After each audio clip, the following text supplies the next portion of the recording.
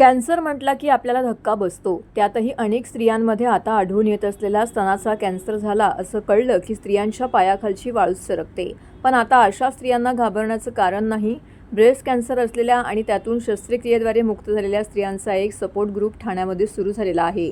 प्रसिद्ध oncologist surgeon ज्यांनी दिल्ली एम्समधून super specialist MCH breast cancer व त्यावरील उपचार यावर उच्च शिक्षण घेतलंय, त्या ठाण्यातील डॉक्टर ऋतुजा अफाळे यांच्या पुढाकाराने doctor Rutuja Aphale breast cancer support ग्रुपची स्थापना झाली आहे. कॅशर मिल येथील तिजादीप मॉल इमारतीत असलेल्या डॉक्टर अफाळे क्लिनिकमध्ये नुकतीच या सपोर्ट ग्रुपची स्थापना झालेली आहे. यामध्ये ब्रेस्ट कॅन्सर मुक्त झालेल्या महिलांनी त्यांना आलेले अनुभव सांगितलेत आणि आपणही यातून वेळीच उपचार घेऊन बाहेर येऊन नॉर्मल जीवन जगू शकतो असा विश्वास दिला आहे. कॅन्सर शब्द ऐकताच आमची काय अवस्था झाली, मग कसे उपचार झाले आणि त्यातून जिद्दीने कसे बाहेर पडलो याचा अनुभव रुग्णांपैकी वृंदा, रेखा आणि नीलोफर यांनी सांगितला आहे.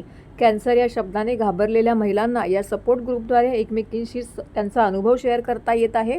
ब्रेस्ट कॅन्सर लवकर डिटेक्ट झाला तर वेळीच उपचार करून त्यातून बाहेर पडता येतं आणि आनंदी जीवन जगता येते. हा संदेश या सपोर्ट ग्रुपमधून इतर महिलांना मिळणार आहे. साधारण वयाच्या 40 नंतर महिलांनी आपल्या स्तनामध्ये कुठे गाठ वगैरे तर नाही ना, गाठ असेल तर लगेच डॉक्टरांना दाखवून ती गाठ तपासून घ्यावी.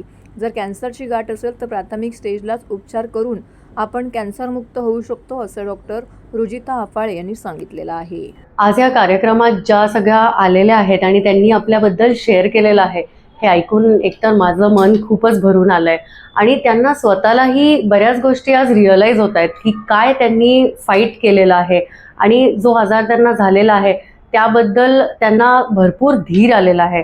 त्यांचं असंही म्हणणं आहे की आधी त्या स्वतःबद्दल विचारच करायच्या नाही, आधी दुसऱ्यांसाठी त्यांनी अख्खं आयुष्य जगलेलं आणि जेव्हा हे डायग्नोसिस झालं, हे ट्रीटमेंट झालं, त्यानंतर त्या स्वतःबद्दल विचार करायला लागल्या, त्या एक्सरसाइज करायला लागल्या, स्वतः मेडिटेशन आणि आपल्याबद्दल थोडं आपल्या लुक्सबद्दल यावर त्यांचं अटेन्शन द्यायला लागल्या आणि दे आर सो हॅप्पी नाव. त्यांच्या चेहऱ्यावरती एक वेगळाच ब्राईटनेस आलेला आहे. मला तर खूपच आनंद झालेला आहे. सगळ्यांनी आपल्या स्टोरीज सांगितल्या आणि त्यांची एकमेकांशी पण फ्रेंडशिप झालेली आहे.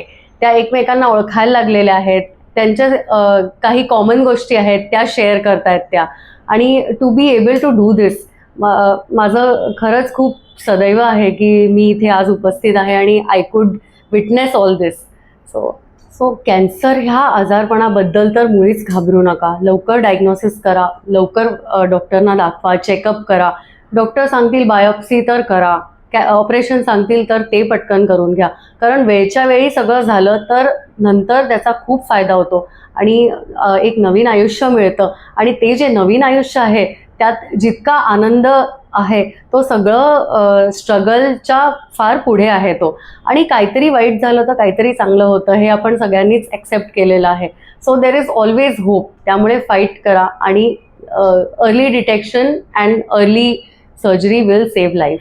मला ना आज म्हणजे जरा म्हणलं कसा करता हा प्रोग्राम आहे मला काही कळत नव्हतं, म्हणून मग व्हॉट्सअपवर वाचलं तर ऋतुजा मॅडमचा आला होता, म्हणले तुम्ही या म्हणून मग मी आज आलो. या कॅन्सरवरच्या ह्याच्यात करता माहिती द्यायची आहे म्हणून म्हणलं. मग माझा मुलगा म्हणाला तू जाऊन ये म्हणे, म्हणून मग मी आले. खूप छान वाटलं. नाही तर पहिल्यापासूनच त्यांचा स्वभाव पण चांगला आहे आणि दुसरं म्हणजे कॉपरेटिव्ह जे म्हणतात ना त्या डॉक्टर असं म्हणून त्या आहेत त्या खूपच चांगल्या आहेत. आणि त्यांनी माझं DY पाटलांच्याकडं ऑपरेशन केलं तर महात्मा फुले योजना याच्यातर्फे झालेलं आहे माझं ऑपरेशन. त्यामुळं मला खूप म्हणजे बाकीचा खर्च सगळा झालेलाच आहे, तो नाही असं नाही, पण तो आपल्या ह्याच्यात थोडक्या ह्याच्यात वाचला. आणखीन काम झालं माझं चांगलं झालं आणि मी आता उभी आहे. आज 3 वर्ष हे गेल्या वर्ष झालं, 28 जानेवारीला वर्ष झालं. यायला माझं वर्ष झालं, 4 महिने वर झाले. म्हणजे मी तेवढ्या ह्याच्यात मी सगळं काम करू शकते सगळं. फक्त माझे पाय जरा जड जातात चालताना, एवढंच माझं होतं आणि हाताला सेन्सेशन जरा कमी आहे, बस बाकी काही नाही. पण म्हणजे त्याच्यातून माझे मार्ग चांगले निघत आहेत. आणि यांनी खूप मेहनत केली माझ्यासाठी आणि खूप चांगलं ऑपरेशन केलं. त्यांनी सांगितलं आता तुमचं ऑपरेशन खूप चांगलं झालं आहे. आणि मी 3 दिवसच DY पाटलांच्याकडे होते, पण त्या हॉस्पिटल पण चांगलं आहे. थँक्यू.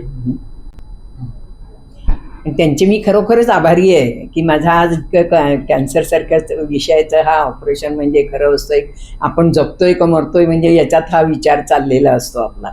पण म्हणजे त्यांनी मला उभं केलं आणि आजपर्यंत मी उभी आहे. त्यांचे खरोखरच आभार आहे. ओके. मग त्या आज आले तर त्या सगळ्यांचे ज्या प्रत्येकाचे जे बोलणं आहेत ते ऐकून त्यांचे जे वेगवेगळे त्यांच्यासोबत झालेल्या घटना आहेत त्या ऐकून एक कुठेतरी मला रिलीफ होता की मी खूपच कमी त्यांच्यापेक्षा कमी त्रासामध्ये मधून गेलेले आहे.